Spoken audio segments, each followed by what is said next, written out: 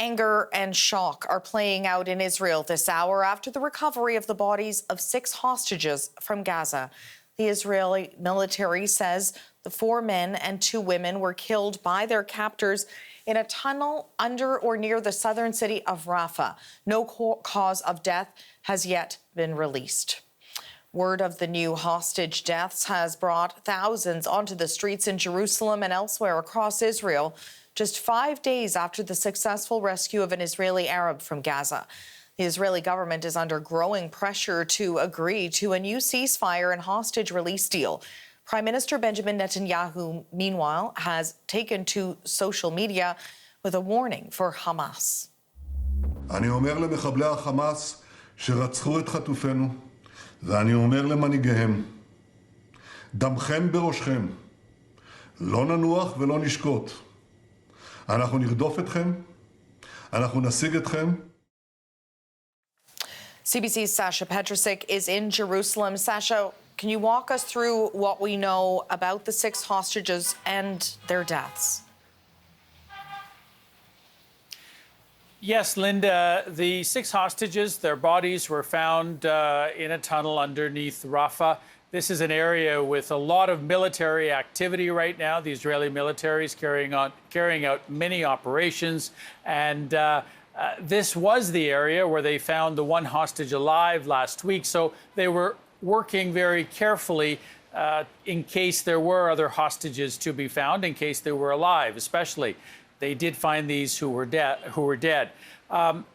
The 6 range in age from 23 up to 40. Most of them had been attending a music festival on a kibbutz in the south of Israel on October 7th when they were kidnapped and taken over the border. It's believed that they were alive right up until a few hours before the military went into the tunnel where they were being held. That's at least the information from the Israeli Defense Forces. They're saying that that they were among those who had survived the past almost 11 months and had actually only been killed in the last few hours, that their captors had fled before the military arrived. We don't know any more information than that. But we do know that there's a particular spotlight on one of the hostages, the youngest, 23-year-old Goldberg-Polin. He's an American Israeli, and U.S. President Joe Biden spotlighted his case many times over the past months. He spoke to his parents, and he today put out a statement saying that that he's devastated and outraged, and he called the actions of Hamas in killing them reprehensible. So this is kind of where the spotlight has been. It has, in fact, enraged much of Israel, and that's what we're seeing here today. Already seeing the reaction there. What more can you tell us about just what you're seeing and hearing in reaction to this news? Well, there have been protests for weeks and months, but nothing like what we're seeing today and what we are expecting to see tonight, especially in Tel Aviv.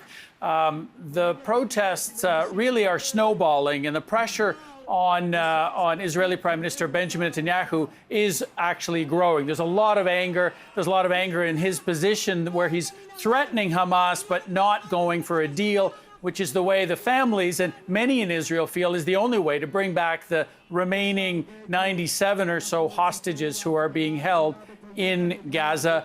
About a third of them are believed to be dead, but the others are alive, and the families believe that's the only way to bring them back is with a deal.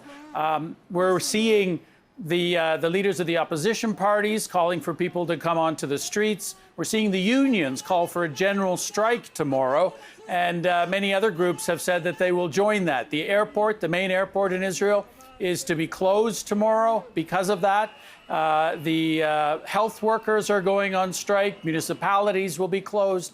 So really, many people in this country are taking action in ways that we have not seen for many, many months. They've really been outraged by what happened there. This is the kind of sentiment that we're hearing from people who are going to these protests by the tens of thousands.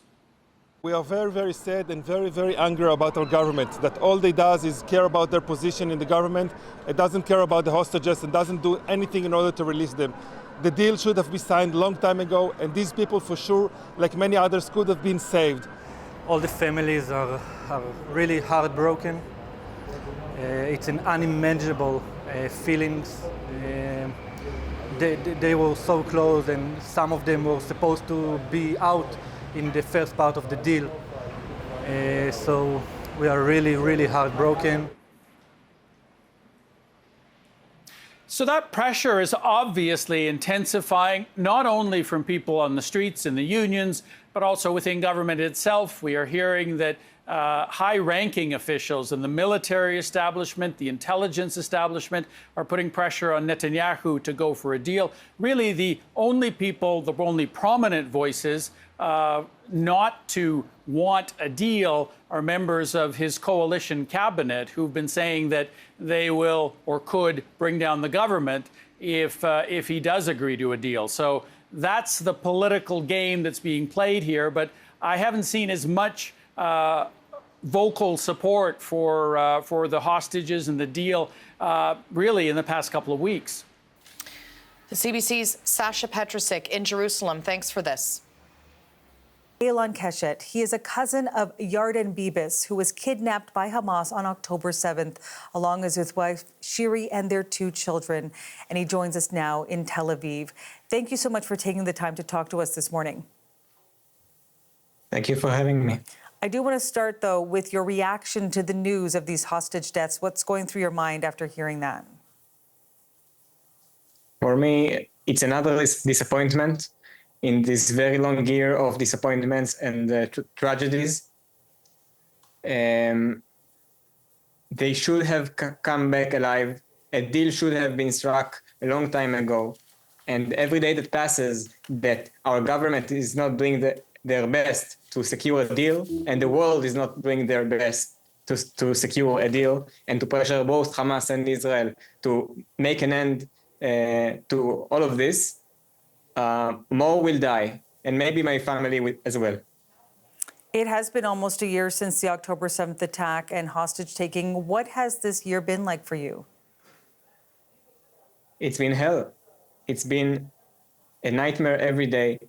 Every day you are dreading that you're going to hear the worst news.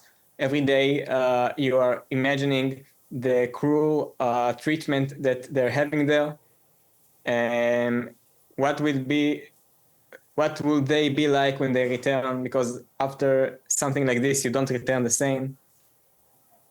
It's very scary, and we're always trying to get every little bit of news about their whereabouts and their well-being, and it drives us mad. It drives me crazy, and it must stop.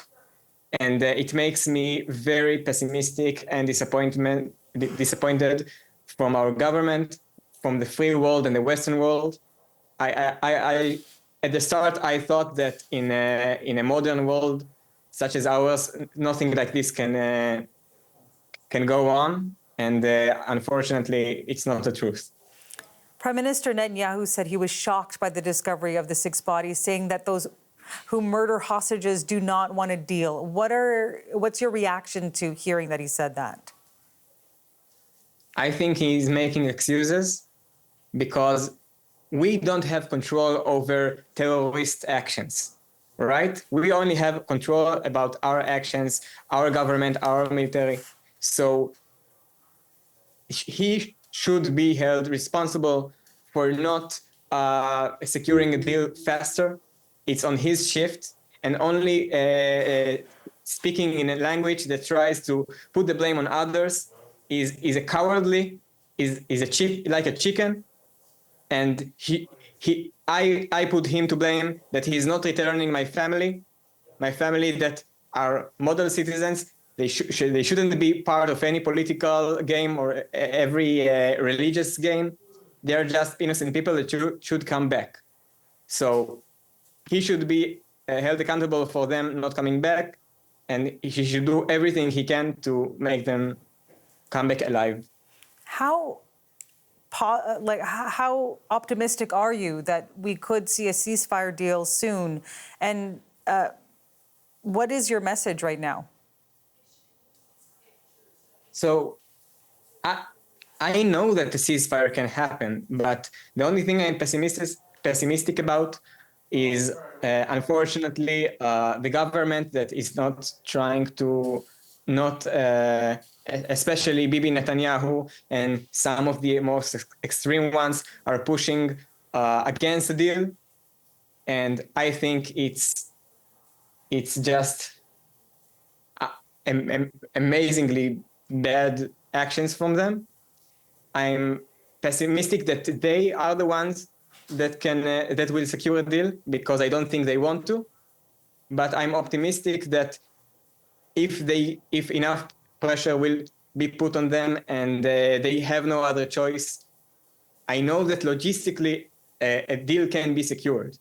So my message is for everyone on earth, pretty much, is to pressure both Hamas and Bibi Netanyahu to stop with the bullshit, to stop with this charade that costs us lives of real family members of my family, and put an end to this. It should not go on. It must stop. Eylon Keshet, thank you so much for your time and for sharing your thoughts and how you're feeling today with us. Thank you.